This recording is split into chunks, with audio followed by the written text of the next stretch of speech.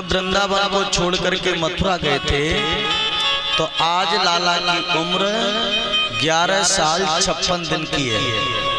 बोलो जय श्री कृष्ण। एक रात्रि जाकर के मथुरा के पूर्व में पड़ता है यमुना बाग। एक रात्रि जाकर के यमुना बाग में विश्राम किया है। दूसरे दिन जैसे ही सुबह दिन निकला है, भगवान श्याम सुंदर अपने सखाओं को लेकर के मथुरा में प्रवेश करते हैं। तो मथुरा में कंस का आदेश है, वो ग्वाल कमारिया आएंगे मथुरा में, उनका कोई स्वागत नहीं कर सकता। और भगवान जब सखाओं को लेकर के मथुरा में प्रवेश करते हैं तो मथुरा की गोपियों ने देखा। कछु गोपी कहने लगी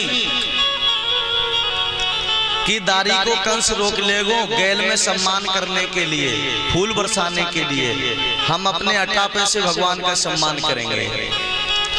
तो सब गोपियां हाथों में फूल लेकर के अपने अपने अटापे खड़ी हो गई और सब सुबन वृष्टि कर रही हैं। सुंदर मन के लिए ही सुबन वृष्टि कहा जाता है।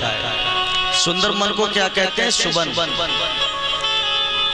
गोपियां सुबन वृष्टि कर रही हैं। मदमंगल कहने लगो, लाला मोय नहीं पता कि मथुरा नगरिया में हमारो इतना स्वागत होएगो। हम तो भैया गैया चरावे वाली बगलबंडी पहन आए, वरना कोई नई पोशाक पहन के आते। लाला बोले, करता हूं व्यवस्था।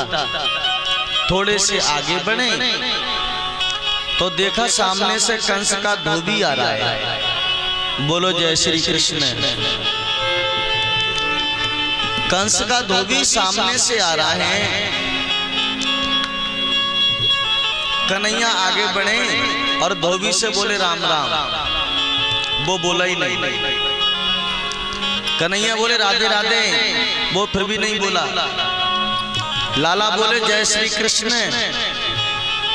मामा जी बोलते क्यों नहीं हो? क्योंकि मामा के यहाँ के तो सब मामा ही होते हैं।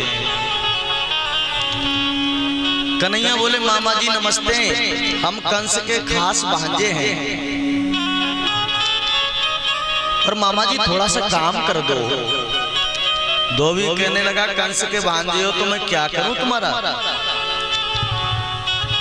कन्हैया बोले करना धरना कुछ नहीं है मामा जी, आपके पास बहुत सारे वस्त्र हैं और हमारे सखा जल्दबाजी में चले आए हैं, दे दो ना अपने वस्त्र। ये मामा के यहाँ 2-4 दिन मेहमानी करेंगे और वापस जब आएंगे तुम्हारे वस्त्र तुम्हें दे देंगे। धोबी कहने लगा, गुवाहाटी का पानी पीते हो कमारियो ग्वारो, तुम्हारे वस्त्र में राजा, तुम्हारे भाग में राशि है वस्त्र, चले जाओ यहाँ से। मुझे सब पता है कंस ने तुम्हें क्यों बुलाया है। कन्हैया बोले मामा नाराज क्यों होते हो? दे दो ना वस्त्र, मेहमानी करके वापस तुम्हारे वस्त्र तुम्हें दे देंगे।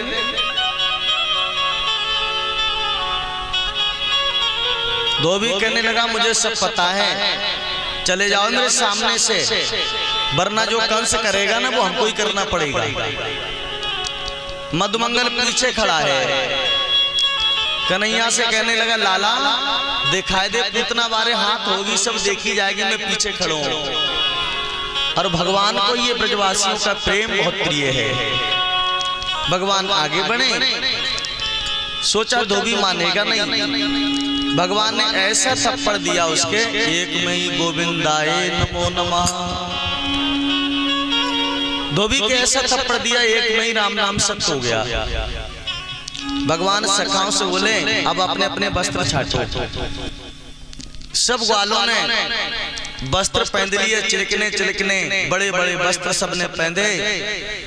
और जिस गैल से सब निकले बगैर झाड़ू के गलियारों साफ, क्योंकि कोई बच्चा 5 वर्ष का, कोई 7 वर्ष का, कोई 4 का है। तो बड़े बड़े वस्त्र, छोटे छोटे सखा दामा कहने लगो भैया लाला वस्त्र तो बहुत अच्छे हैं चिलकने चिलकने, लेकिन अपने नाप के नहीं है। भगवान बोले करता हूं व्यवस्था। अच्छा, मथुरा में रहने वाले बहुत ऐसे भक्त थे